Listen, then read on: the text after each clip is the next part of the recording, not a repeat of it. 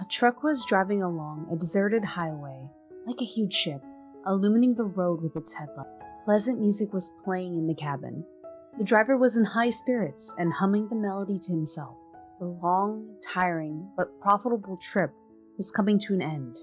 Jason was on his way home. He really liked his job as a long-distance truck driver. New cities, roads, people, impressions. The only drawback was the impossibility of long-term relationships with girls.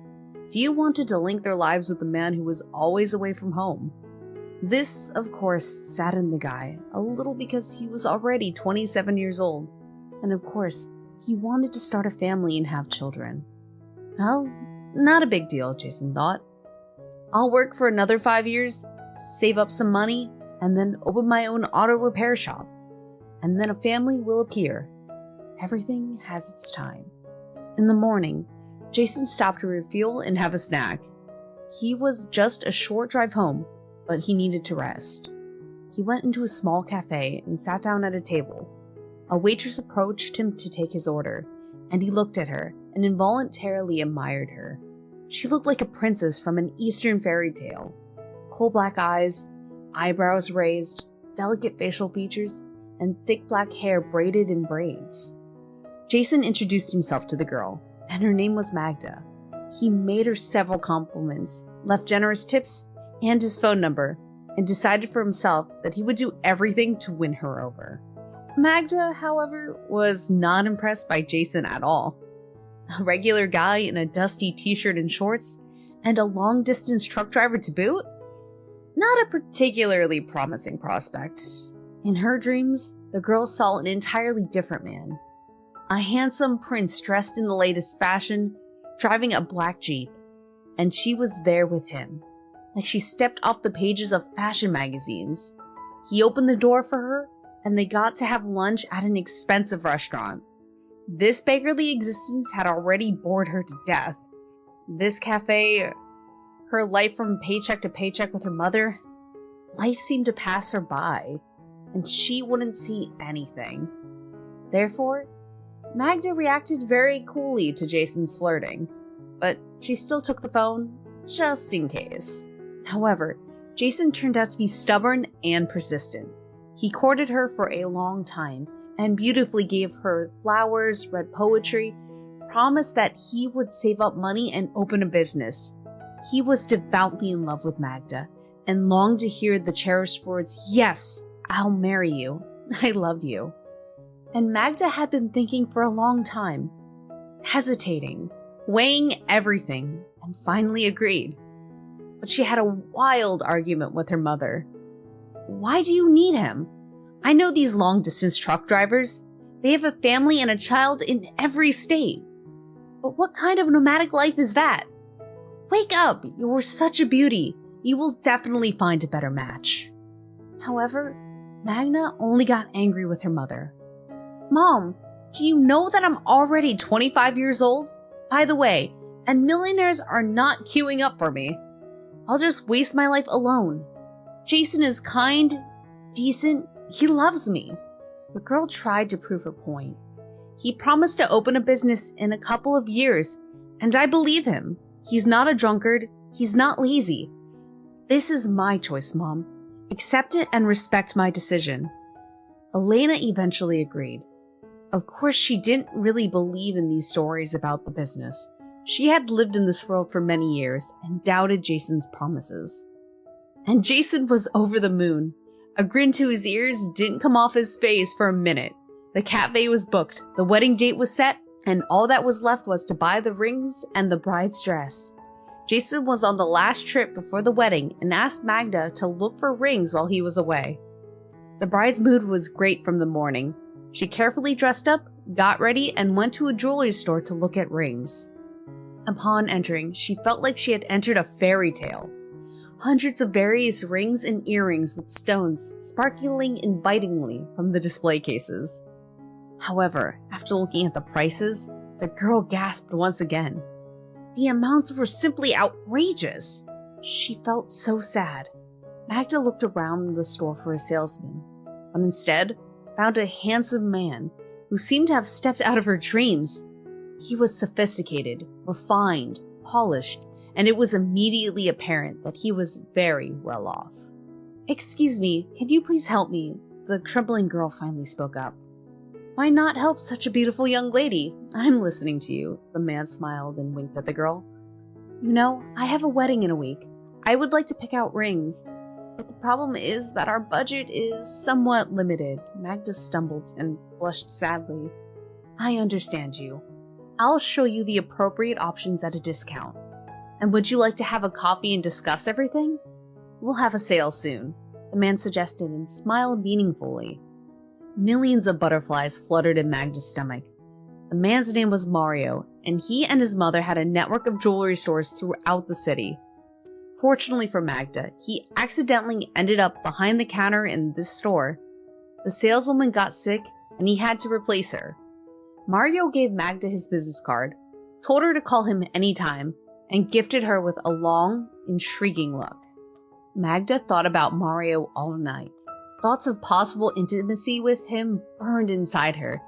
Everything inside her was torn apart and turned upside down. She never even felt a tenth of these emotions with Jason, and in the morning, the girl decided everything for herself.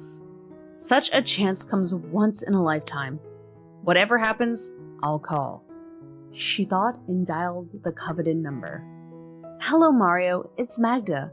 My fiancé is still away. Would you kindly take me to a country house to my friends outside the city?" she asked. In reality, the girl went all in. Of course, there was no country house or friends. Instead, there was a passionate love affair right in the car at the forest glade. Mario turned out to be a stunning lover, and Magda never experienced such intense feelings at the peak of bliss before. A week passed like a moment. Magda and Mario were consumed by passionate love passions. The girl, of course, tormented her conscience. She feverishly thought about how to get out of the situation and what to do with Jason. And the wedding. How to tell him everything. But she knew for sure there would be no wedding. On the day of Jason's arrival, Magda had already taken all of her belongings from his apartment and couldn't think of anything better than leaving him a note. "Jason, there will be no wedding. I met and fell in love with another man. Forgive me and try to understand." Upon coming home and learning the news, Jason was overcome with grief. He refused to believe in such treacherous betrayal. He tried to call Magda, pounded the doorsteps of her house, but she refused to get in touch and did not pick up the phone. One day, Jason was waiting for her outside of her workplace in the hopes of finally understanding why she had humiliated him. Suddenly, he saw Magda come out of the cafe and was about to approach her, but a luxurious car pulled up. Magda got in, passionately kissed her companion, and they drove off, laughing merrily. Jason silently got into his car and went home. A few days later, he embarked on a distant journey to the other end of the country. He hoped that the long road trip would help him forget and save him from the sadness and pain of a betrayed love. Meanwhile, Magda was living life to the fullest. She frequented expensive restaurants, yacht clubs, wore luxurious dresses, and indulged in a sea of passion. She felt like a queen. Finally, all my dreams have come true, she thought to herself more than once. Her mother was thrilled for her daughter. "Thank God you came to your senses and left your poor Jason. I'm so happy for you, my dear. Mario will marry you, and you'll live your life like a queen," she exclaimed. But Mario's parents did not approve of the relationship and constantly reprimanded him. "Mario, you're not 16 years old. You had your fun with that girl, and that's enough. Don't you even think about marrying that gold digger. You won't get a penny." "I'll make sure of it," his father scolded him. Mario just waved it off. "Oh, Dad, stop it. I'm not crazy enough to ruin my life because of some sentimental girl. I'll have some more fun." "Calm down," he laughed. However, without asking anyone, fate took an unexpected sharp turn. One night, Magda and Mario were driving back from the club, kissing as usual, and got into a terrible accident. Magda woke up in the traumatology ward with her legs in traction, her arm in a cast, and her head throbbing with pain. The diagnosis? A broken hip. Mario suffered much less. only with a bruised rib and a small wound. He was stitched up and sent home to recover. But before Magda, difficult times had come. She needed a complicated operation and had spent a month in the hospital. She was still hoping that the door would open and her beloved Mario would come in, hugging her like a little girl and feel sorry for her. And most importantly, pay for her treatment. But instead, Mario's mother burst into the ward like a fury. "You've gone too far. You almost killed my son. What if my son would have died? It's all because of you," the enraged woman scolded Magda. "What are you speaking about? I love him. I'm going to marry him," Magda defended herself. "Are you out of your mind? Who's going to marry you? Just stop fooling around. Who are you and who is he? Do you even understand?" Mario's mother did not calm down. Magda cried out of offense and despair. Mario never picked up the phone, nor did he ever visit her. After a month, Jason returned from his trip and discovered what happened to Magda. Without hesitation, he rushed to the hospital. Upon entering the ward, he didn't accuse her of anything. "Magda, how did it happen that you got in here? Do you need help?" Magda felt terribly ashamed and lowered her eyes. "Jason, I'm so sorry. Can you forgive me? Please help me." Jason began visiting her at the hospital and paid for her treatment. He visited her at home every day, brought her delicious hot food, and brewed rosehip tea in a thermos with love, hoping Magda would recover more quickly. His friends teased him. "Are you crazy, Jason? She humiliated you, and you're bringing her pies? You'll regret it." Jason understood it intellectually, of course, but he couldn't shake the love he felt for Magda from his heart. When they were together, watching a movie or taking a walk in the autumn park, his heart sang with happiness. Thanks to Jason's care and attention, Magda recovered in 3 months. She felt good, calm, and safe with him. But every time she thought of the scoundrel Mario, a warm sensation spread in her lower abdomen, and her heart beat wildly. Jason had spent all of his savings on Magda's treatment, and with his money running out, he planned his next trip by truck. He couldn't shake off the feeling of inexplicable fear and anxiety, repeatedly asking Magda if she would betray him again or wait for him. And every time, Magda hugged him and whispered in his ear, "Don't doubt me. I won't betray you anymore. You've done so much for me." Finally, Jason left feeling relatively calm and believing in Magda. Although he was afraid she would leave him again, he still hoped she had changed and would spend her life with him. A few days after Jason's departure, Mario found Magda. He learned that she had recovered and immediately went to her house. Without giving her time to think, he slipped inside and pressed her against the wall with his whole body, whispering hotly in her ear, "I missed you so much, my sweet. And you? I hope you're not angry. I couldn't be with you because of my father's business, but now I'm here, and I won't leave you anymore." Magda went with him again, overwhelmed by the insane passion and losing her head completely.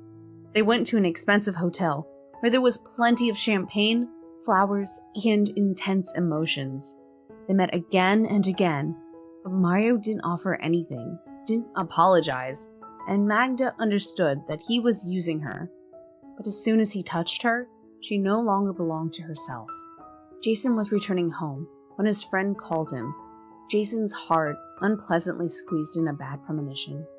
"I don't want to upset you, my friend, but your Magda is cheating on you. She has no conscience. Yesterday, I saw her with her ex. They went to a hotel, laughing and happy. He was holding her waist and she was kissing him. I told you, Jason, to give up on this idea. She's not the one for you. Do you understand? She's a kept woman and a party girl. If you want to be mad at me, go ahead, but you're a complete fool, Jason. That's my opinion." Jason hung up the phone silently, turned off the engine, got out of his car, and fell onto the grass in the middle of the field. He cried, lying on the ground for a very long time. The only thought pulsating in his head was, why? After calming down, he called Magda. She was chirping on the phone, saying how much she missed him and waited for him. And when she asked him when he would be back, Jason was astonished by her treachery and audacity. He abruptly cut her off and said, You're so ungrateful, you wretch. I know everything, and I hate you. Jason hung up in anger. As for Magda, she was a little upset that she got caught cheating, of course. She understood that Mario could leave her again, but Jason, the simpleton, would do anything she wanted. However, she didn't know how to make long-term plans. She was living at the moment, and today was good with Mario. What will happen tomorrow will happen tomorrow. What if Mario marries me? Who knows what the future holds? I am beautiful, and there are all the chances to become Mario's wife. I just have to please his parents, and that it is only a matter of time, thought Magda to herself. Meanwhile, after that bad conversation, Jason continued driving home from his trip. He calmed down a bit and tried to keep himself together. After all, the road is no joke, and nervousness could lead to accidents. When he was about 70 kilometers away from home, Jason noticed a woman on the side of the road. She was hitchhiking. The cars were flying by on the highway without noticing her or stopping.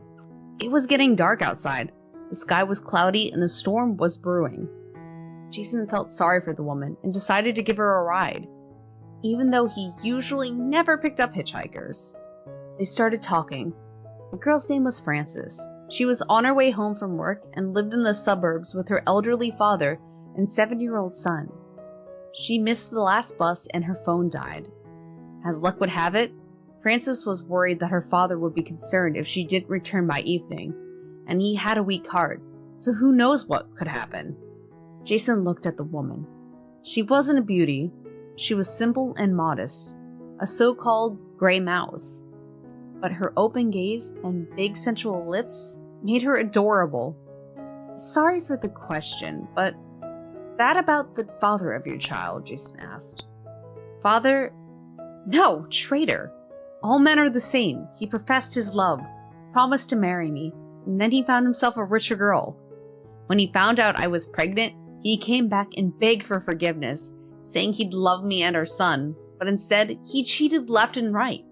I don't trust anyone anymore.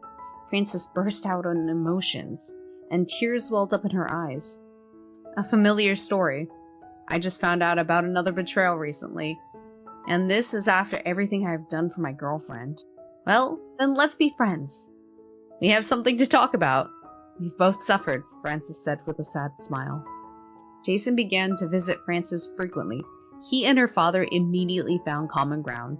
Frances' 7-year-old son was thrilled with Jason and his huge car, always asking to ride with him. Jason helped the family with their household chores, repairing the porch and fixing the roof. Frances turned out to be an excellent homemaker, cooking delicious dishes and baking fragrant buns.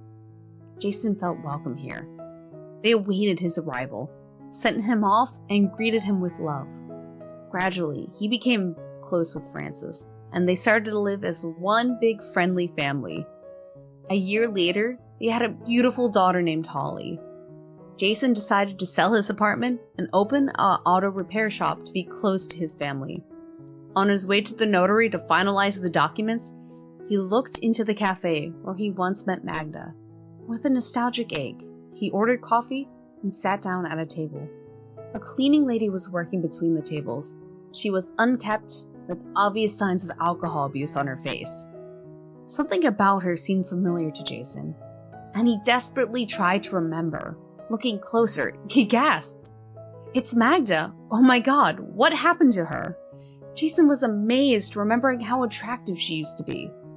Unable to resist, the man called out to her, Magda, is that you? The woman looked dissatisfied, turned around, and her face distorted with anger and shame. It's me, who else? She grumbled angrily and ran out of the cafe. After asking the waiter, Jason learned of her sad fate. Mario forced her to have an abortion, but it had bad consequences, and now she was permanently childless. Then he left her because his parents found him a suitable match from high society. Magda started to drink down her sorrow, went downhill, and ended up as a cleaning lady, but they hired her more out of pity. Jason was unpleasantly stunned because despite Magda's betrayal, he had never wished her such a fate. And now, he even felt a little sorry for her. But who's to blame for her fate? She chose it herself. She gave up a loving and faithful man for base animal instincts and money. A wave of love and gratitude towards Frances suddenly overwhelmed him. He approached her, hugged her gently, and said, "Thank you for everything, my dear. You are my happiness." Only now did he realize that false declarations of love and Shakespearean passions were not so important in relationships. And you should not love a woman for her beauty. You should appreciate her loyalty, devotion, and decency.